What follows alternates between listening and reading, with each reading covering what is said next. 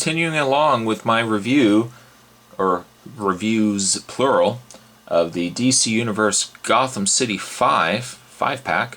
We're going to be looking at today Batman. The interesting thing about this Batman figure is while he was the least interesting figure that I really wanted from the set, now that I've actually opened him up, he's quickly growing on me. He is quickly growing on me. Before we actually look at the figure itself, let's just do the read-up on Batman. Says, as a young boy, Bruce Wayne saw his parents fall victim to a senseless crime. His focused purpose became to avenge their deaths by fighting Gotham City criminal elements as Batman. The people of Gotham City see Batman as an almost mythical figure, able to take any adversary, no matter how powerful, to thwart crime. He relies on his awesome deductive powers, sheer physical speed, and an assortment of high-tech weaponry and unique crime-fighting aids. So there's your write-up on Batman. Again, looking at this figure, very surprised for how quickly I'm warming up to this figure. It is a repaint. It is a repaint of an existing DC Universe figure, and I'll bring him in right now. Now this figure has been named a couple of different things, and I bought him. He was called Crime Stopper Batman. Now I believe he was also called Detective Batman. He was called something else as well. But as you can see, he is, and he keeps falling on me, he is a direct repaint of the first released Batman. Right down to face and everything else is exactly the same. Now granted, this Batman features the more classic color scheme of Batman with the blue and the gray, while this is the more current and consistent color scheme of Batman, which is the black and the gray.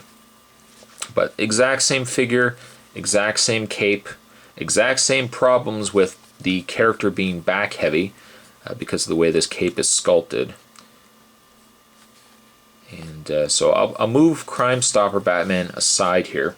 I also will bring in, just to kind of give you guys a comparison, color-wise at least, we'll have the DC Universe figure of Batman here. We'll also bring in the original DC Superheroes Batman, which was from the earlier wave of DC Universe. I believe this was DC Superheroes. I believe this was probably about Wave 5 or Wave 6. Same wave that had the Clayface, and if I'm not mistaken, the Two-Face, which actually is featured in this pack as well as a repaint. Now, while I am a fan of this particular Batman quite a bit, I like this Batman as well. I mean, this one is more of, I think, color-wise fits in better with the DC Universe figures. This one certainly is a little more realistic in design, and he definitely is a gorgeous looking figure. I love the utility belt and everything on him. All the things I commented on when I did the review of this guy, I still like this Batman quite a bit. But this Batman actually is warming up to me, I should say. He's very, very nice, very nicely detailed. Which one would I necessarily choose? Well, I mean, again, this one has the bright colors that is more notorious with the DC Universe figures. This Batman, I think you could put with the Universe figures, but he might stand out a bit. But I definitely like this figure. But I figured I'd show you just both figures to kind of give you guys just a comparison with the black and the gray costume Batmans. We'll move him aside here. As I mentioned, I wasn't really too impressed with getting this Batman. I figured if anything it was just a repaint. But now that I've actually got him out of the package and I'm looking at him more in person, I really, really am warming up to this guy. And I think I actually like him more in this coloring than I do in the blue and gray of the Crime Stopper Batman. And of course, articulation is the same. You've got the full articulation in the head here. Just move my lighting here so you guys get better. You get the full articulation in the head. The articulated shoulders is the same. Jointed elbow. can rotate the hand as well. There is a joint in the stomach, and you can rotate the waist, which is a little stiffer on this Batman just because he is new. You can bend the legs out, and you can bend back and forth. You can rotate the thigh. You can bend at the knee, and you can also bend at the foot.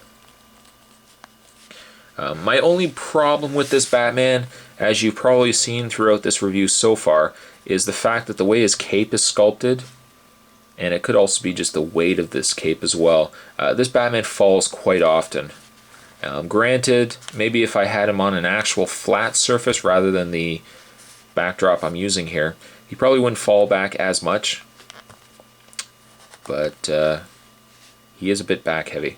Aside from that, though, he is a nice looking Batman. Again, it's a mixed opinion as to whether I would take this Batman and put him on a display with the other universe, or if I would put the other mentioned DC superheroes Batman. Because I mean, both of them bring different things to the table. I think though overall this is a great figure for this set, and a great repaint, a good example of a good repaint. I'd give this figure probably a good 5. Not necessarily a real high mark, because while I do like the face and everything on this Batman, I still think the ultimate Batman figure is still somewhere out there, and maybe down the road they'll release another Batman with a different head sculpt, and I'll like that one a little bit more. But yeah, I would give this guy a 5. I'd give this guy a 5. Great addition to the set. So there we have a toy spot on the DC Universe Gotham 5-pack, and that was the repaint gray and black Batman. I hope you guys enjoyed it, and I'll see you guys next time. Later.